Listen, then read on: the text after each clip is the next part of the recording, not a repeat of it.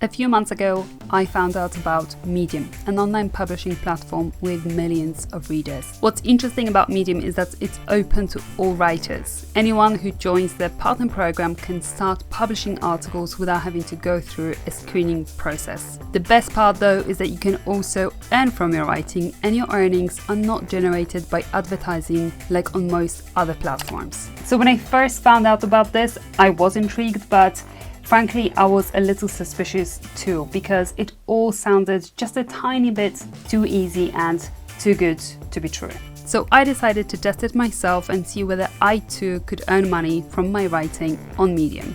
In May 2020, I joined the partner program and submitted my first story. Oh my god, I have been curated! I've been publishing on Medium for 9 months now, and I've been consistently receiving payouts for my writing. 38 cents. I've earned 38 cents. Today, I'll share with you exactly how much I earned in 2020. I respect your time and don't want to keep you here longer than you want to stay. So if the only thing that you want to find out from this video is the actual numbers, here they are. But if you want to find out how these earnings were calculated and you want to take a closer look at my stats, then I invite you to stay. Before we get into the analysis though, it's worth explaining how Medium works out your earnings. Partner program writers are paid monthly based on how much time Medium members spend reading their stories. The longer members read, the more writers earn. In addition, part of each member's subscription is distributed in proportion to their reading time every month. So if a member spends 10% of their time on Medium reading your story, you'd receive 10% of their revenue share. Now that the earning model is clear, let's have a look at my stats and talk about some general observations that I have. The first thing you'll notice is that there were 2 months where I earned absolutely nothing, and there is a reason for it: the taxpayer information. Your Medium earnings are taxed, which means that to be eligible to receive payout, you need to provide Medium with your taxpayer information within 180 days of joining the partner program. The good thing is that you don't have to do it immediately, and your stories can still accumulate earnings for the next 28 days. So when I joined the partner program, I hadn't registered as self-employed and I couldn't submit my taxpayer information because I didn't have it. My stories accumulated earnings during the first 28 days, after which they paused for 2 months, even though I continued publishing. In September, my taxpayer information was successfully verified and my stories started earning again. If we ignore July and August, when Medium stopped my earnings because of the taxpayer information issue, I earned something every month. Obviously not crazy amounts, as you can see, but it was something. Despite the small numbers, this is a great start for someone who is new to the platform and who doesn't write that often. I only published 9 articles in 2020, which works out at more or less 1 article per month. For context, some writers publish daily.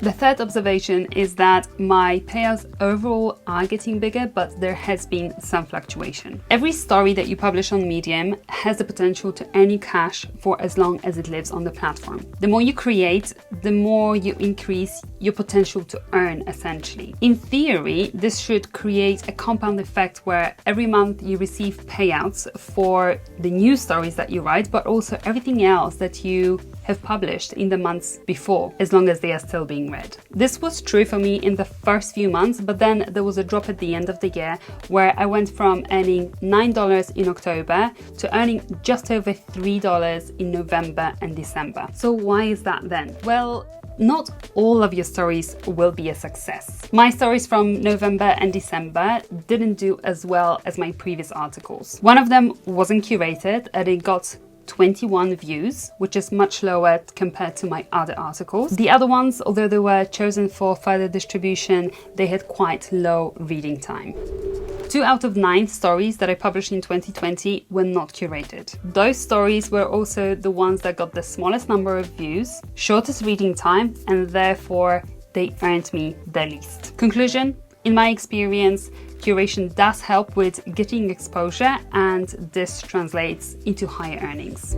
Now let's take a look at my best performing stories, which were Why You Shouldn't Choose a Practical Career, my very first story that was published in the startup. And the second story is 43 Lessons from Being Self-Unemployed, a listicle that I published in a publication called The Postgrad Survival Guide. What do these two stories have in common, and what are the possible reasons for their success, at least for my standards? Firstly, they were both curated. Secondly, they were both published in strong publications. And thirdly, in both cases, I wrote about work and how it affects our lives. And I included my life lessons, which, from what I gather, is a popular topic on Medium. Talking about topics, in general, I find that my best performing stories oscillate around the theme of rethinking your career, work-life balance, and lessons learned.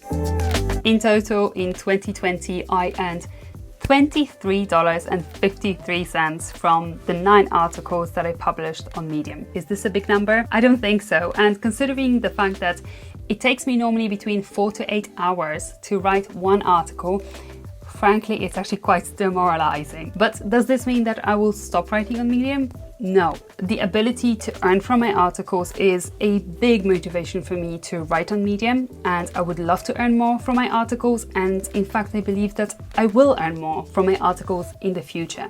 But that's not the only reason why I want to write there. Exposing my articles to an audience is a fantastic way to practice my writing, and it's a great motivation to write regularly. Although I do think that the biggest hindrance in growing my readership and also my payout is precisely the fact that I don't write as frequently as some of the highest earning Medium writers. If you want to grow fast on Medium, I simply don't think that writing once a month like I have done so far is enough. And this is something that I'll keep working on in 2021, and I'm also going to be trying to make my articles shorter because I do have the tendency to write longer pieces, and I do feel like shorter pieces might be more appealing to an average Medium reader, but primarily it will also mean that I will reduce the writing time and I will be able to produce articles more frequently. I hope you found this video useful. If you have any suggestions for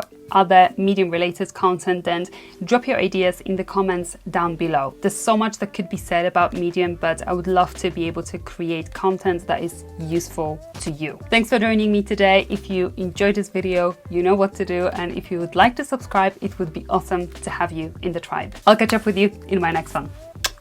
Bye!